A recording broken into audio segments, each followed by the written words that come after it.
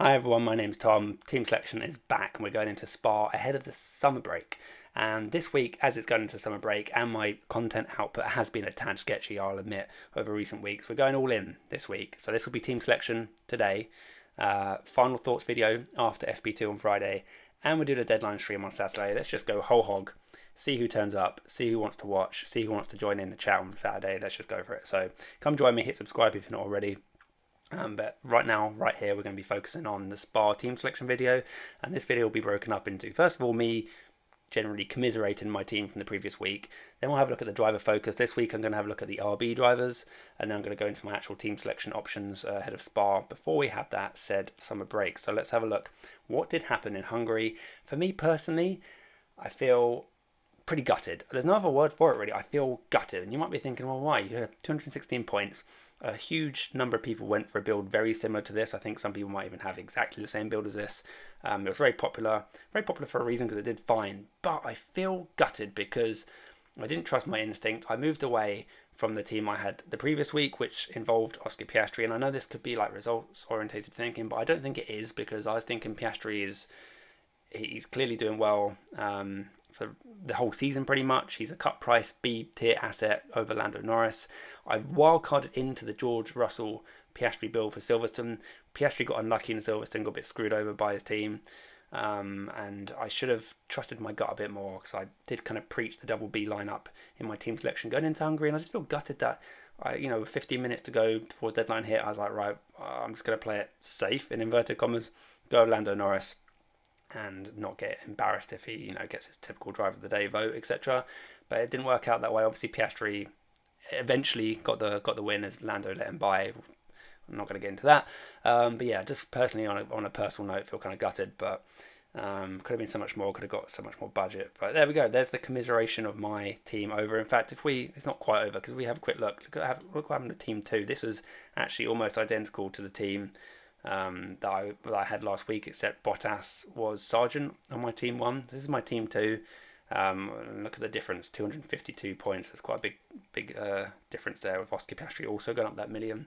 So for me, it's a feel bad week, even though I increased my rank like in a positive trajectory. So yeah, there we go. That's kind of where I'm at.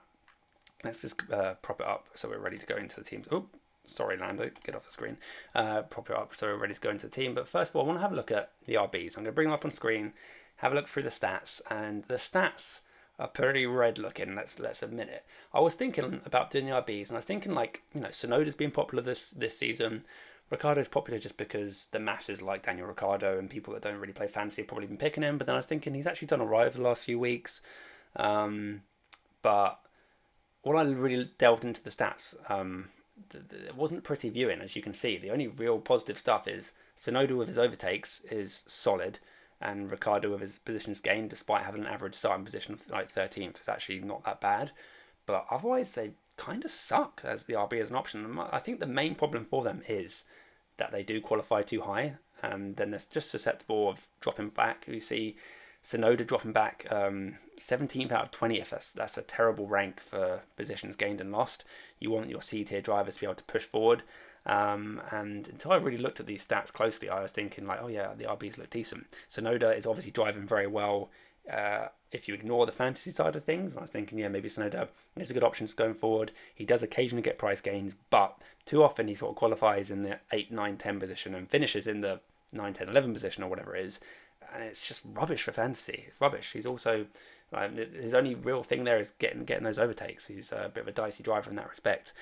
But overall, I'm thinking that the RB is actually not that great. And interesting, they've got exactly the same ownership. I found that quite funny, actually. It's not a typo. They actually have the exact same ownership as at the time of recording and setting up this video. So, yeah, I think for that price range around the 10 million, if we just bring it back here, I think that you're better off, particularly with the Hazes. I think are much better options if we just sort this by value. Even the Alpines are potentially better, despite their reliability woes. So although I was actually half considering going in for like a Daniel Ricciardo, because like I say, he's done okay. The last few races, 9, 7, 10, 6, 1 in Hungary. probably due to some bad strategy, admittedly, more than anything.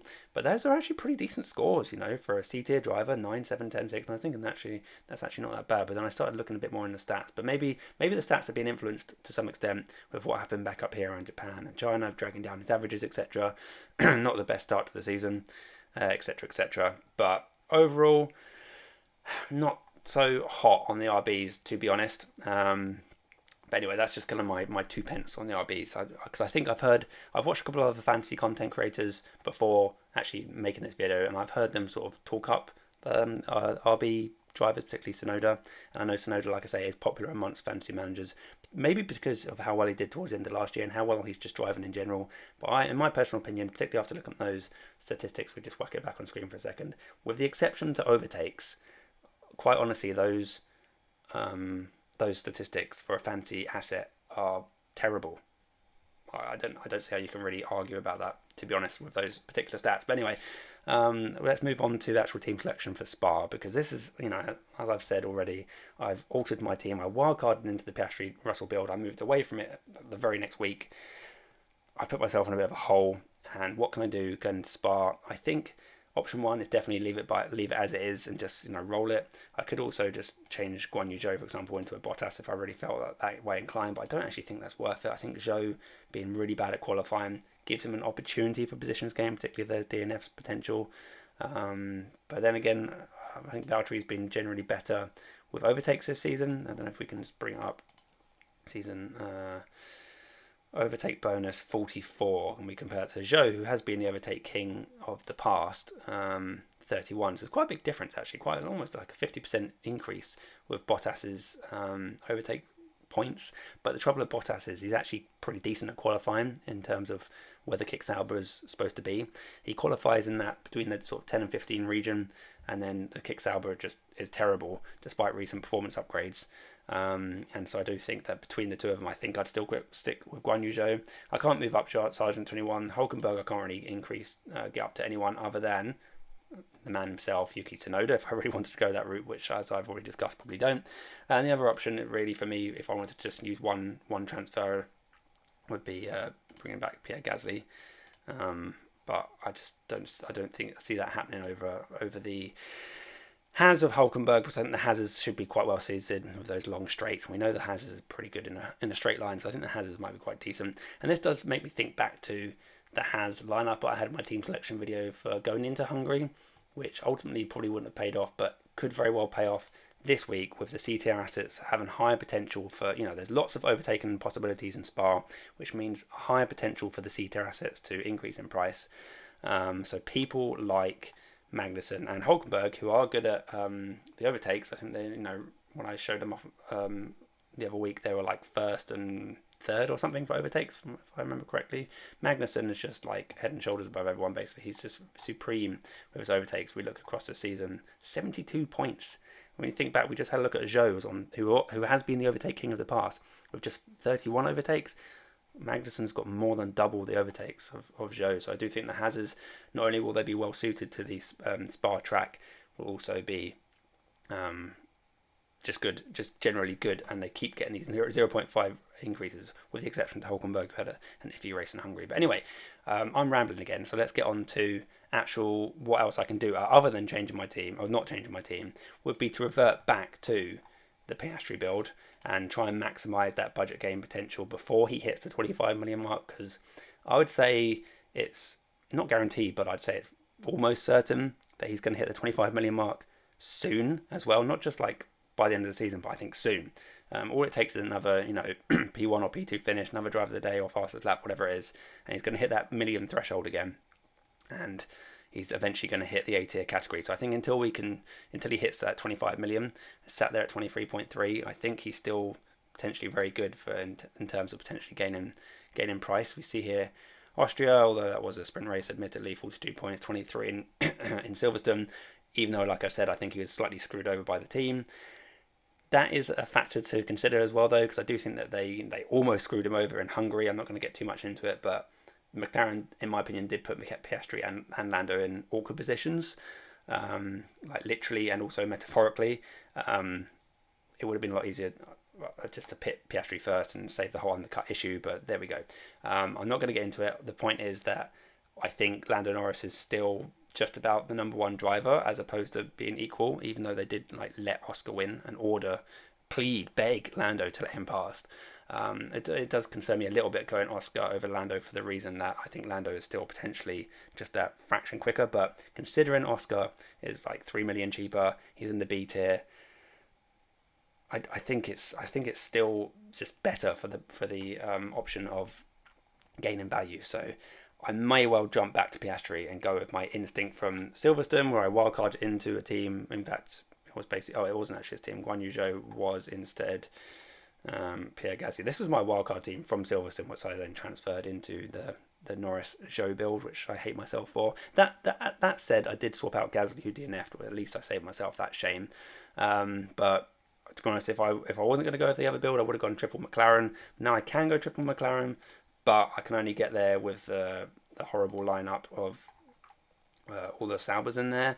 And as I've said, if the C tier assets are looking likely to gain potential gain price, then maybe this is not the week to run the double Sauber Sargent build, particularly as I'd assume the McLarens will still be the fastest car because the Red Bulls have just fallen off a cliff a little bit. Verstappen's thrown his toys out the pram, etc. Perez still can't qualify, can't even get into Q3 or whatever. I presume that McLaren will still be best, but I know they haven't had the best straight line speed this season, so can they find that straight line speed to give them the edge? I'm not sure Spa is going to be entirely suited to them, but I think they should still be very much up there. So I could still see myself going with this build if the McLarens are particularly strong in the practice sessions.